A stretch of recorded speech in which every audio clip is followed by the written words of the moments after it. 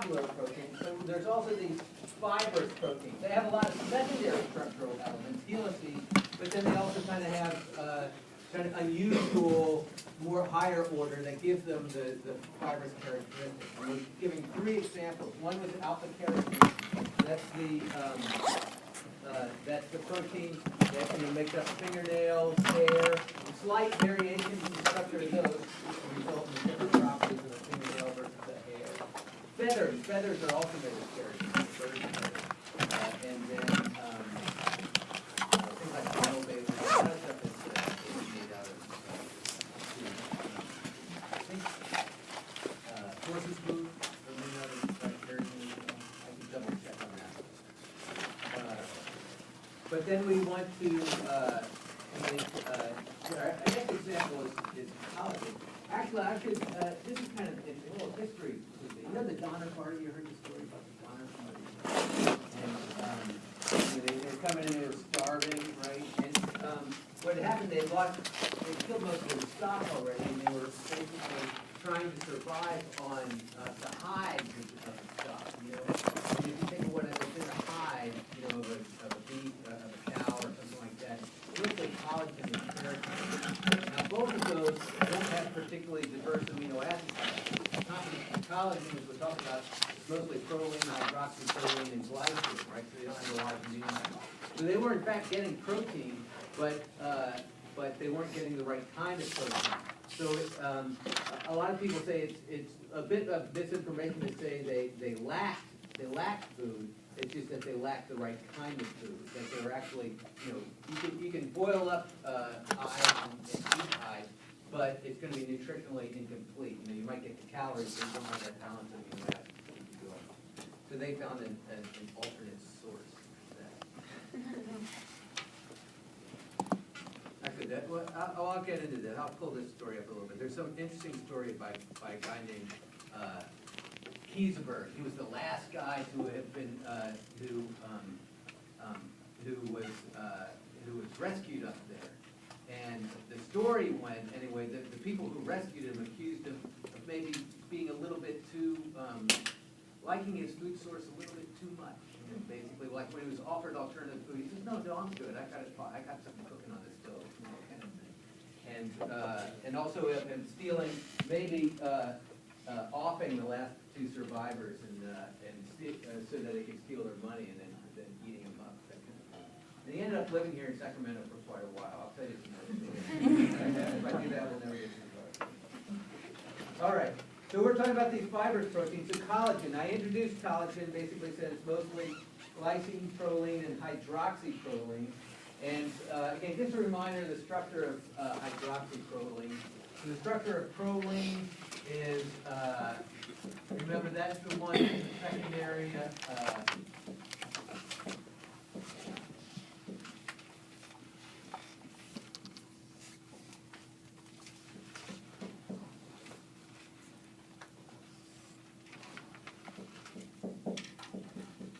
we draw the full amino acid as it would be at physiological pH.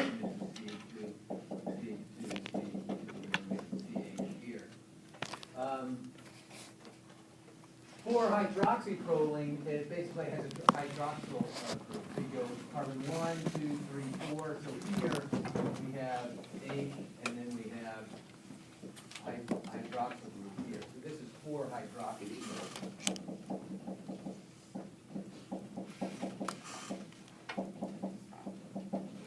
And this is what that does is provide. This hydroxyl group provides a hydrogen that can participate in hydrogen bonding to help stabilize the unusual structure. And I'll talk about that structure a little bit. And as I was saying before, the enzyme that converts proline to hydroxyproline actually requires vitamin C as a cofactor. And so again, when you have vitamin C deficiency, you end up having a lot of gum problems before it first starts to appear. Your teeth start falling out because the collagen is breaking down. And actually, you know, people always think about scurvy as being a problem in old sailing ships and all that, where they're out for months at a time without a lot of fresh fruits and vegetables. place it was actually a problem was in people, overland migrants coming from the east, coming to California in the old wagon trains, because they were basically coming across, particularly as it got late in the summer and that sort of thing. They were basically surviving on game and any stock that they brought along. They didn't have a lot of fresh fruits and vegetables, and so scurvy was a problem there too. Now, of course, we get vitamin C and almost anything is fortified because it's sorbic acid. It's nice because not only does it provide some vitamin supplementation, but it serves as an antioxidant and helps preserve a lot of our food. So a lot of our processed food that we buy has sorbic acid or vitamin C in it, mostly to keep it from browning and that sort of stuff. We have a lot of shelf life, but then that's the second benefit of giving us some extra vitamin C. All right. So the first point basically was it's mostly glycine, proline, and hydroxyproline. And then this next point is, and I'm going to show you some pictures on this, but basically three polypeptide chains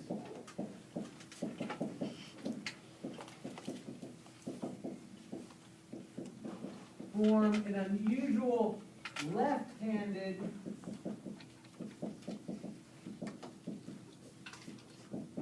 triple helix.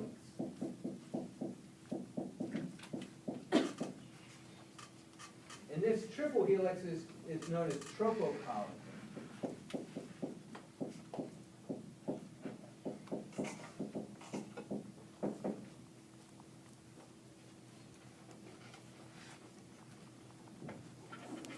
And so we remember an alpha helix is a right-handed helix that is a single polypeptide forms a right-handed helix. Here we have three polypeptide chains that twist around to the left. I only have two arms, otherwise I'd show all three of them, but they're twisting around to the left, forming this unusual triple helix. And it's basically the conformational aspects of the proline and glycine that allow for that formation of that triple helix. Okay, and then the next point is that these tropocollagen fibers, or helices,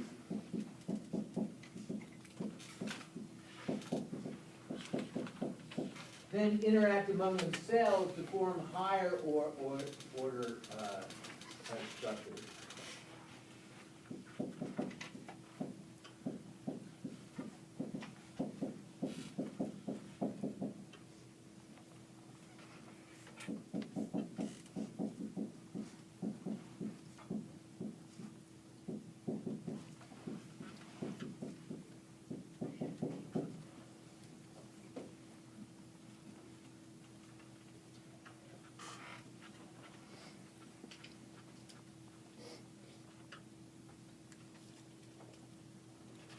Now, these higher orders, the tropocollagen molecules that come together to form these higher order structures, and there's a variety of different ones depending on what type of collagen or what kind of tissue. They can be stabilized a little bit. They're stabilized a lot by some hydrogen bonding between them, but they can also form. I mentioned most of the residues are glycine, proline, and hydroxyproline. But you get a smattering of other residues in there as well. And occasionally you get a lysine. When you get two lysines that come together, you can actually have two lysines together. We won't get into the chemistry of it. Basically, one lysine gets oxidized to form an aldehyde, and then they can end up reacting, and you can basically get a covalent linkage between lysines. Basically, make a lysine bridge. So these higher order structures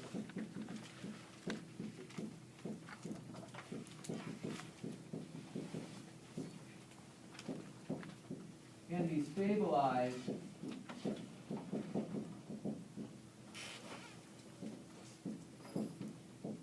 by lysine bridges. So this covalent interaction. Now, one of the things that happens is, over time, more and more of these tend to form. Okay, so the collagen becomes more and more rigid. And so this is one of the bases for why you lose joint flexibility during the aging. It's basically the collagen that's in the joints has now been more and more locked, and it's no longer flexible. I recognize this because I I do a lot of running, and I'm with running, and you see these young runners, man, and they're just looking great, you know, they look like they're watching the Olympics or something like this, and I'm running with a bunch of 16, 70-year-old guys, and 50, 60 years, they're all like, kind of going in there, because we don't have any more flexibility in there. We're out there huffing and puffing. All right. Yeah, so that's basically, I think that's what we want. I'm going to show you some pictures, but before I show you, get the screen down, I want to talk about our final example of a fibrous protein, and that is silk fibroin. So A was the keratin, B was the collagen, and C is the silk fibroin.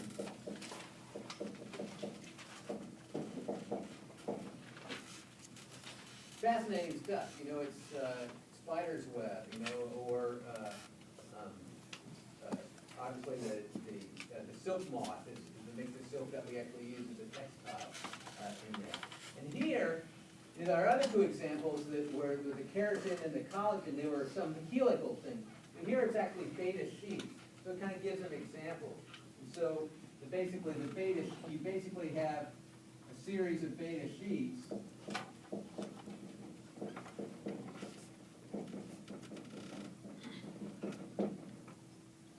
So you basically like have, here's beta sheet, then it goes along, and then there's another beta sheet,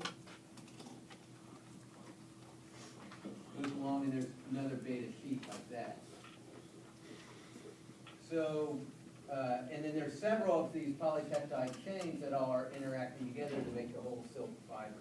So basically another approach to solving the same problem of trying to find some material with some strength and elasticity.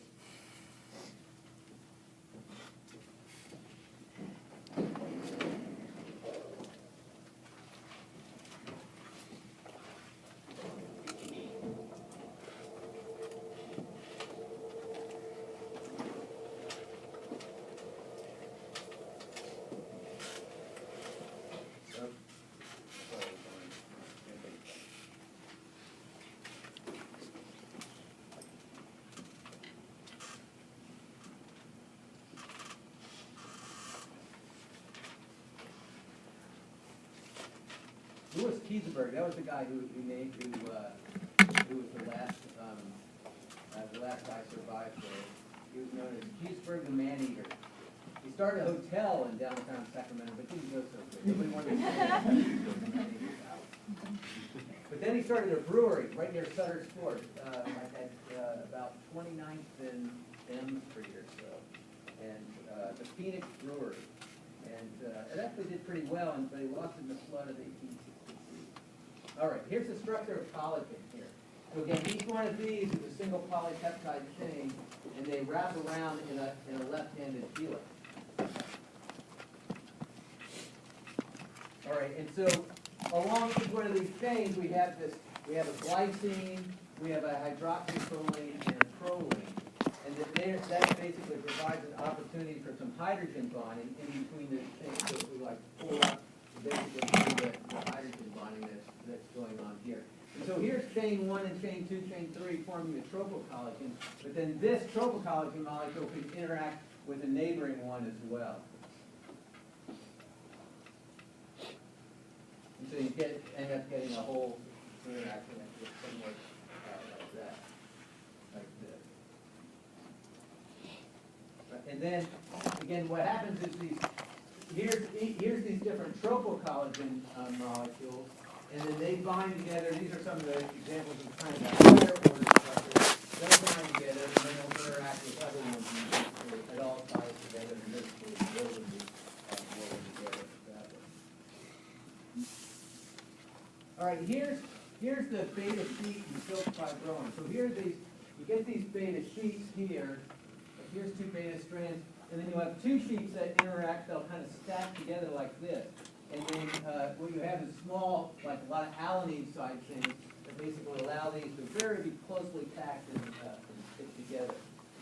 And so you end up kind of like this figure right here.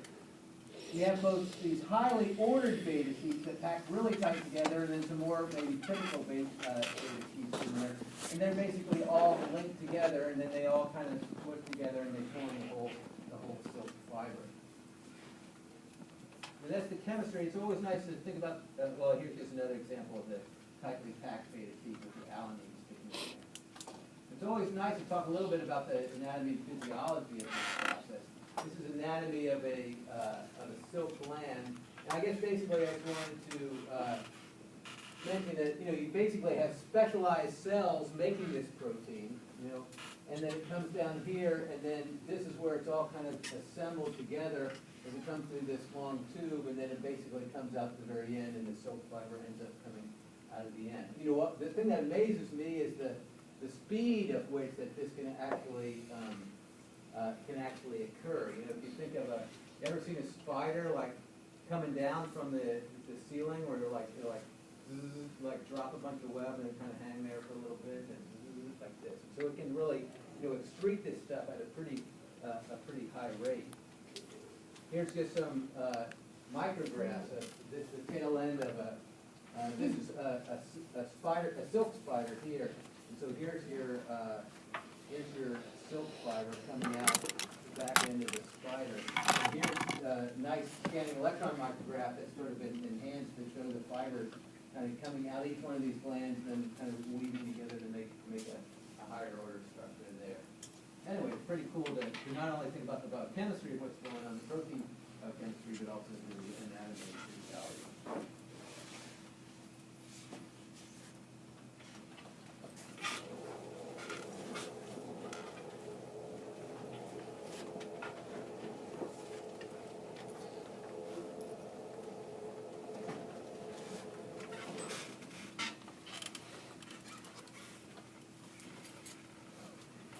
All right, so that's our little side trip into a fibrous protein.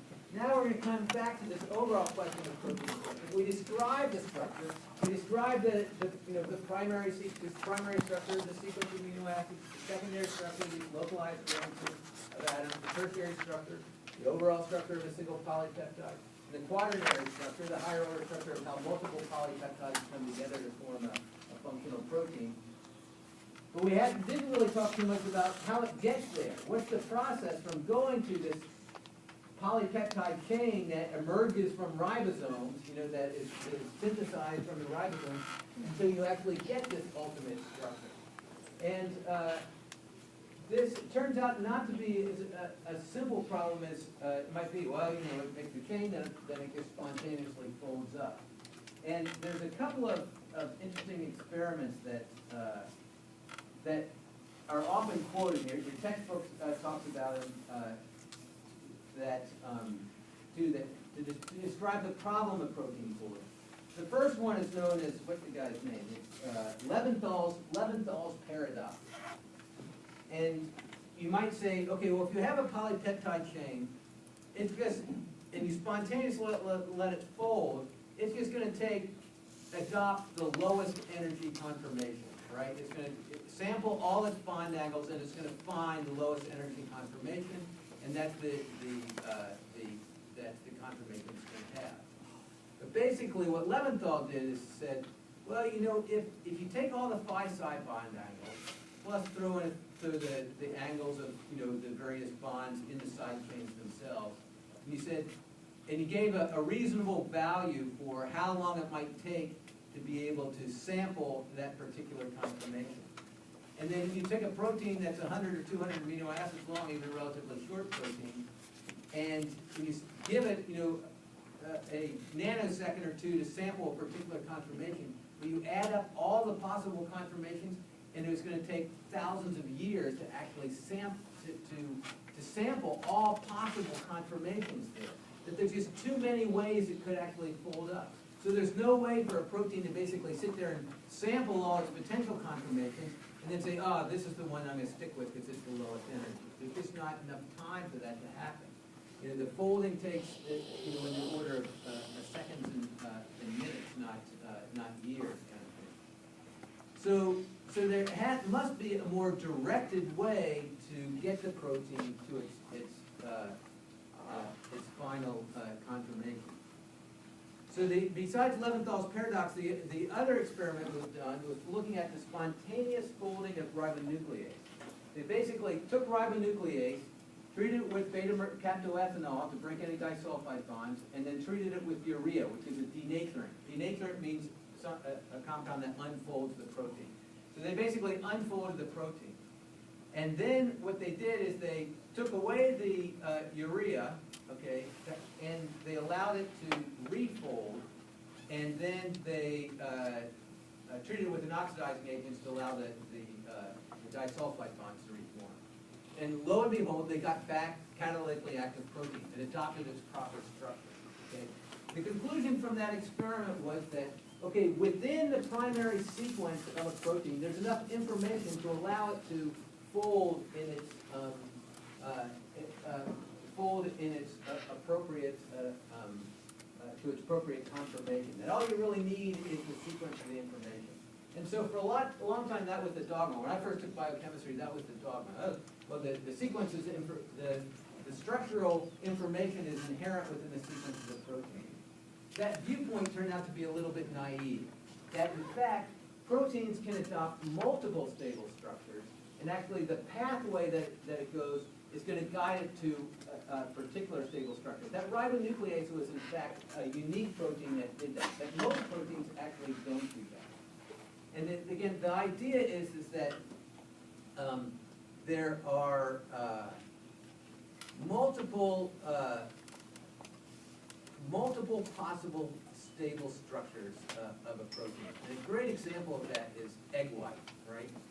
If you take egg white, you get your egg out there. There's a protein in the white that's it's called albumin. The role of the protein is basically to store amino acids for the developing embryo. You thicken the egg, it's going to break that protein down, and use the amino acids to build its own body. Of course, what we do is we make meringue out of it, or cakes, or whatever. But when in the raw egg, that protein is a nice liquidy form, right? An egg white is nice, a little bit viscous, but it's nice and liquidy, and so it's easy for proteolytic enzymes to have access to break it down. And it's stable. You can keep an egg in there, unless it gets something in there and starts to rot. You can get something grows in there. It sticks around for quite a while in your refrigerator. It's nice and stable protein. So that albumin in the egg white has adopted its native structure. It's a nice, stable, native structure.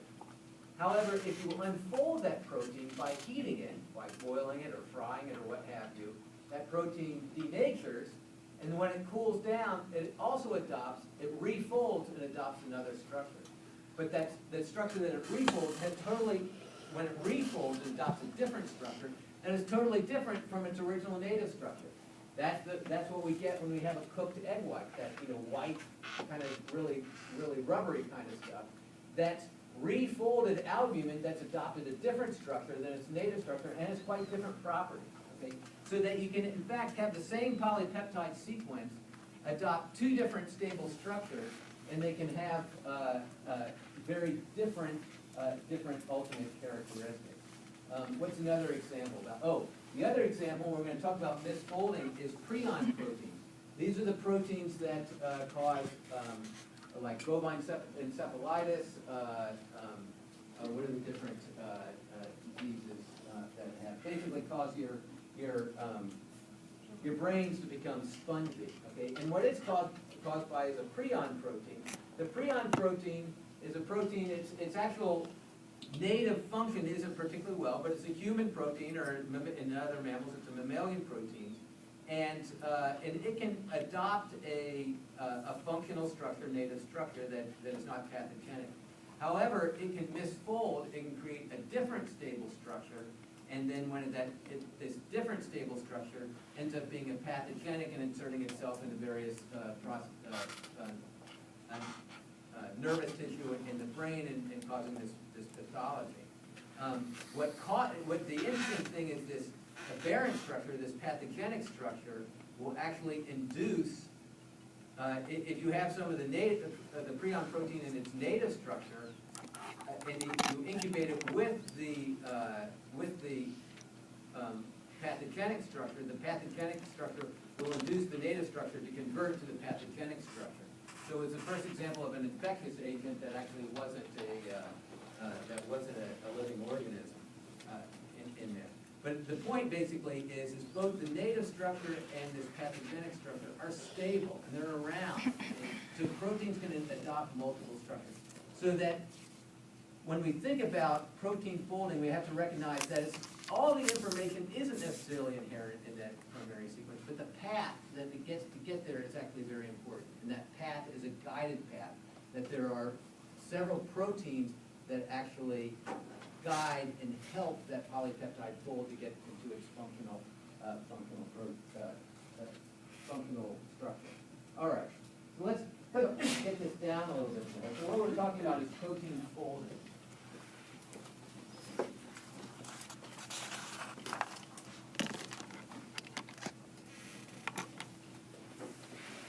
It's a very active area of research, and as you'll see, there are several proteins that are basically, or many diseases are basically protein misfolding diseases. I mentioned cataracts, the misfolding of the eyes of the proteins that make up the crystal structure of the eyelid.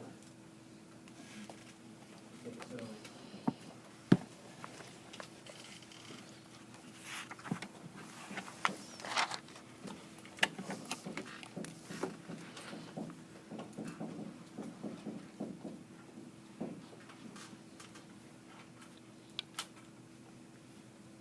Okay, so the first point I was trying to make is that folding involves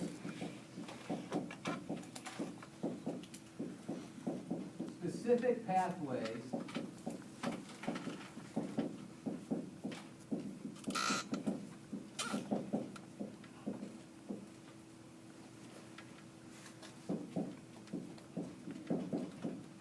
and is guided. That's just not that the ribonuclease experiment was in some way an exception to the rule that you can actually allow a protein to spontaneously fold in or fold into its proper structure. Okay, the other point that I want to make is that proteins may have multiple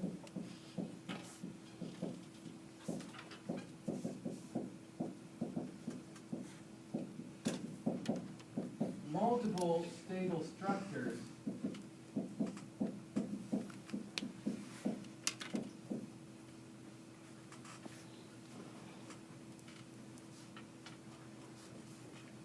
under physiological conditions.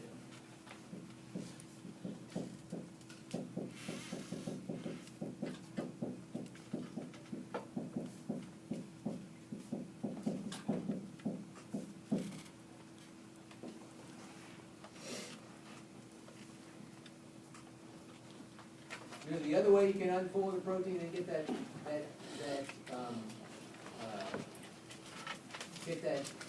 egg white albumin that adopt a different protein structure is just to add mechanical energy, right? So that's what you're doing when you're whipping egg whites, to make a meringue kind of thing.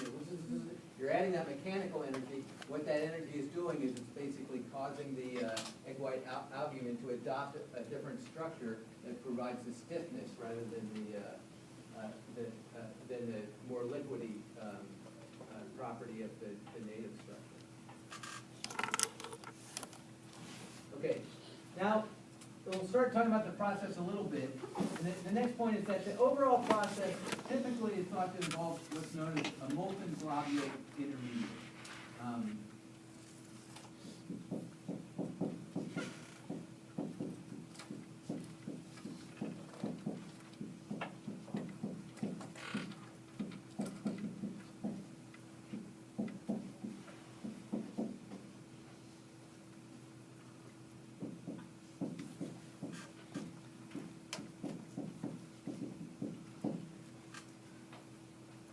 So if we have our unfolded protein,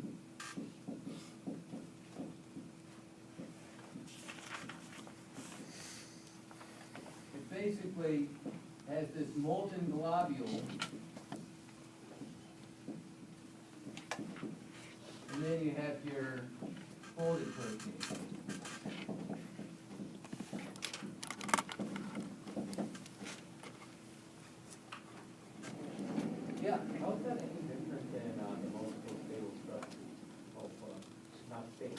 Yes, the molten globule is not stable, it's on the way. Essentially, you can think of it, as we were talking about an energy diagram, and here's your final folded, and then we got energy on this axis, here's your unfolded, and then here's your folded. The molten globule is gonna be in here, yeah. Can we talk about the molten globulin when we're talking going from one protein structure to another, like when we put mechanical energy to egg white? Oh, that's an interesting question, is when you do something, when you put mechanical energy, is it, I would expect so, because well, yeah. Certainly with heat, like when you boil the egg, with the heat, you're gonna totally unfold it, and then as it cools down, it's gonna refold, and as it refolds, it's probably gonna go through a molten globule intermediate. Now, when you do the mechanical energy, does it totally unfold, or does it just kind of loosen enough that it just kind of, I'm not totally sure about that. Okay, well, so what are some of the properties of the molten globule? And basically, it's formed by hydrophobic collapse. So basically, you've got all your hydrophobic residues in the protein, and so the hydrophobic residues are driven together. Okay, so one is formed by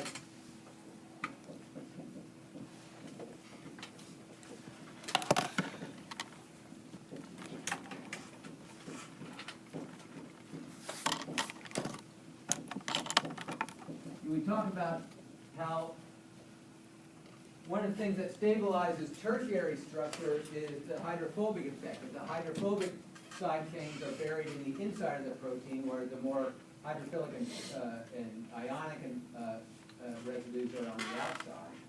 And so this basically is the first part is getting those hydrophobic residues here. And then also, it tends to have secondary structural elements. The tertiary structural elements aren't in there. So essentially it has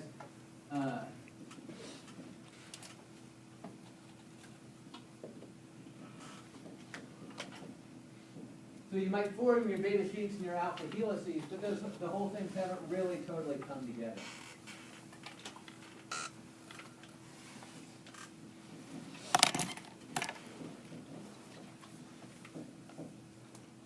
Unformed tertiary structure.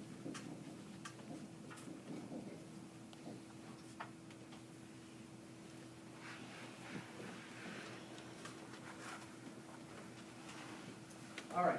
So all this stuff talks pretty generically, but one of the things I want to say is that the folding involves specific pathways and guided. And what's it guided by? Well, it's guided by other proteins. And so what we're going to go through now is we're going to talk about the different proteins that assist in protein folding.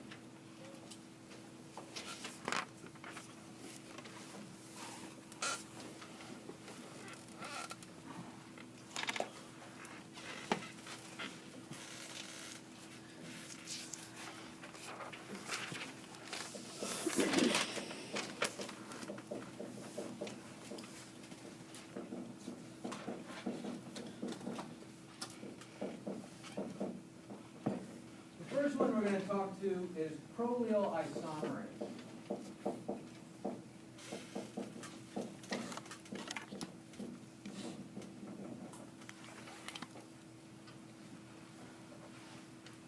All right, so we talk about how a typical peptide bond, let's just take alanine here.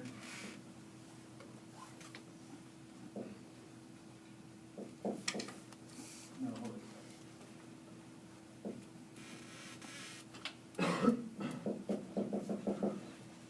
Here's an alanyl residue. Now we're going to form a peptide bond to, I don't know, we'll make it a serine.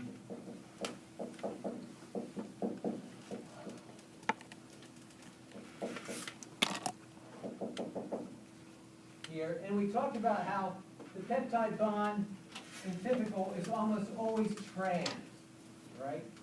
It's almost kind of drawn like this. And we talk about how the fact that that this is, the way we draw this bond with the double bond O and a single bond of nitrogen is really an oversimplification.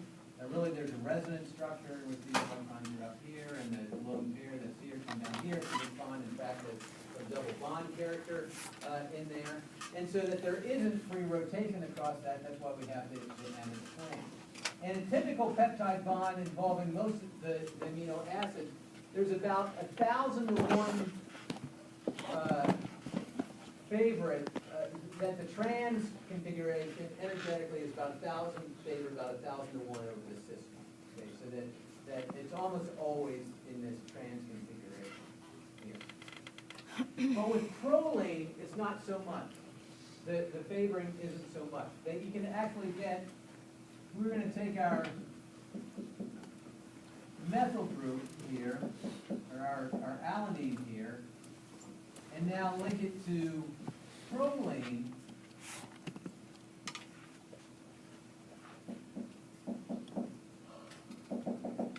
That a reasonable amount of time, you get the cis. So this is cis proline.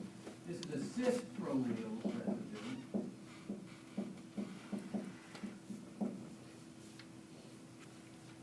And but you can also end up getting the trans.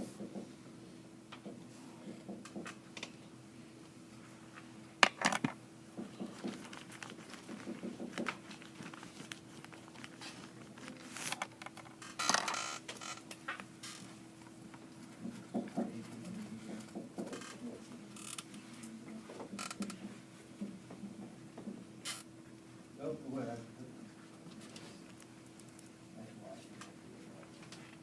You forgot the nitrogen Where did I and go? meth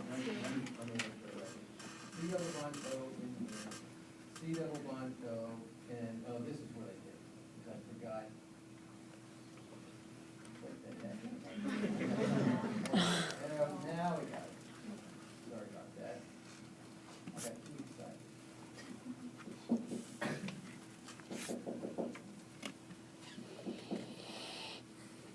There we go.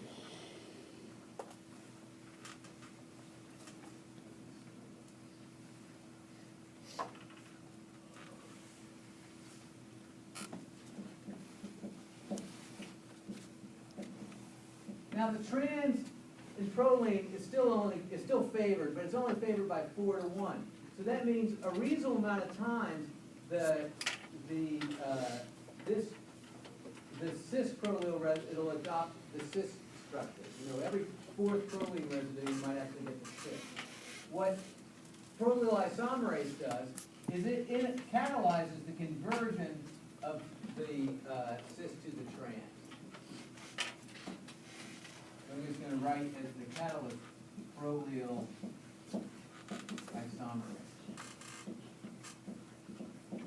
So one of the things that has to happen if you have a newly formed chain of amino acids that has prolyl residues in it, any of the cis prolyl residues that might have happened to form during the synthesis of protein have to be converted by the trans, and so one of the things that happens to that is the prolyl isomerase.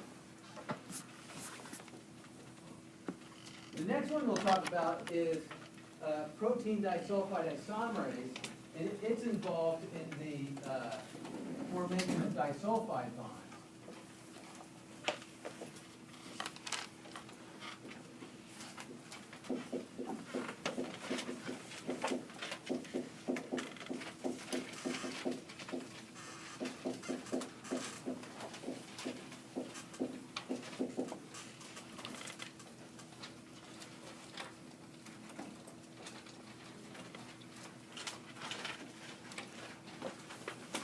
And it can do two things. One, it can help form new disulfide bonds.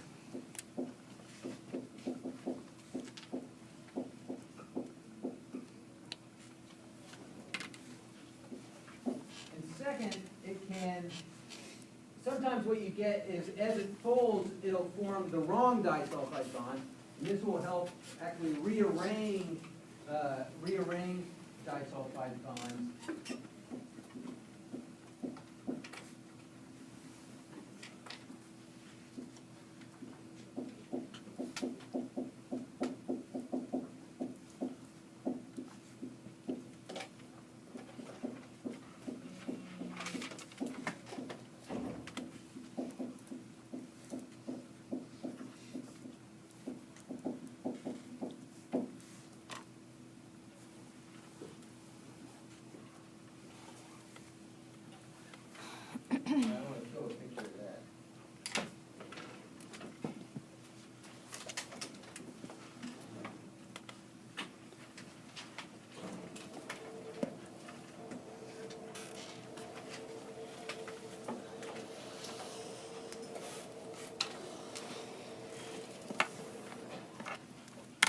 basically, first of all, if you have a protein, here's our protein here, newly synthesized protein.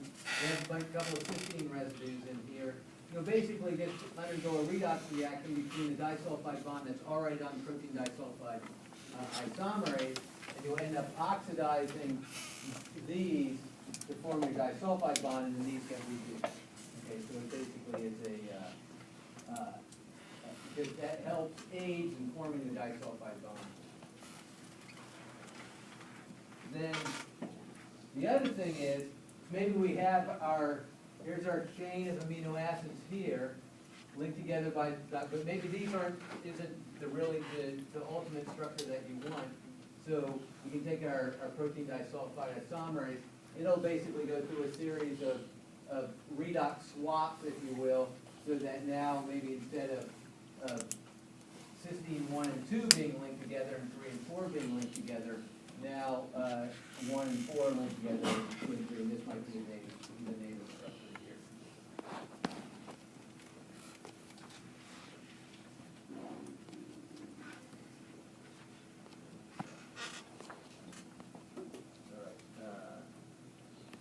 Introduce that in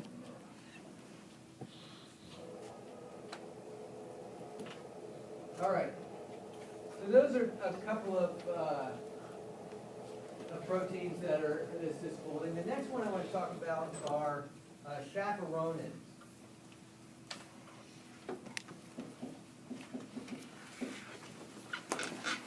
Actually, molecular chaperones.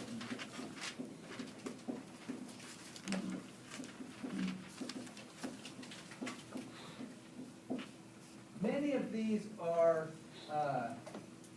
heat shock proteins.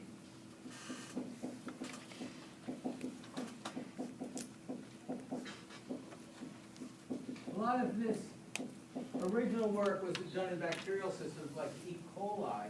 What was found is basically that if E.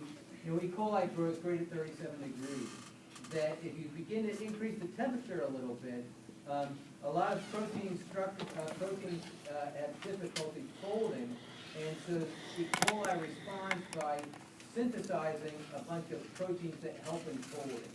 And so, so the process of heat shock, so basically it started out by taking E. coli and then treating it with heat, and then seeing what proteins accumulated with the heat treatment. And those were known as heat shock proteins. And it turns out many of the heat shock proteins were proteins involved in protein folding. So the first one, so they have basically names based on the size. So the first one we'll talk about is HSP70. Okay, this is heat shock protein that happens to have a molecular weight of 70 kilodaltons. That's where that actually comes from. And these act as monomers.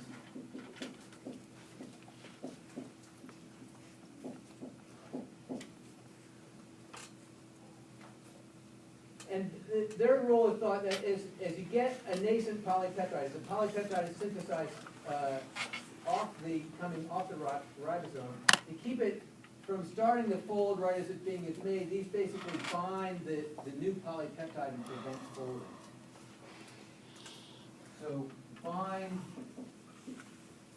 nascent is newly made polypeptide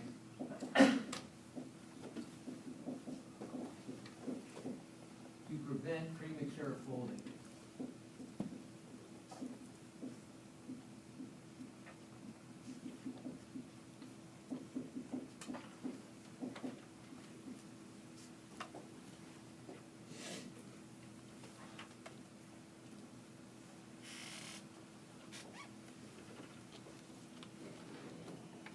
The next one, you just get a chance to introduce here for a little bit, is chaperonins.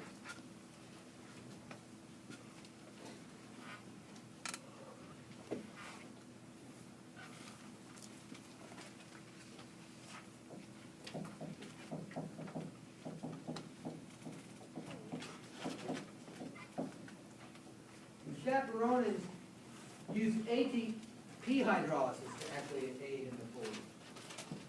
Use the energy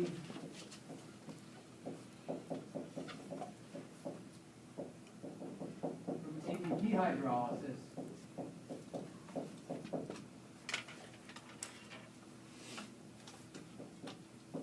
To assist folding. And the classic example of this comes from E. coli. It's the GRO-EL, GRO-ES complex.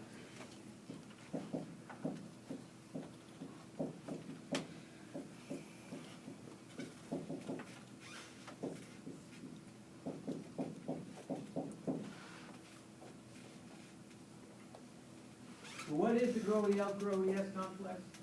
I'll leave that next time. It's going to take a little bit, and I don't want to get into it halfway. So we'll go through, and it's a pretty cool structure, actually. It basically provides, it's a big protein that basically provides a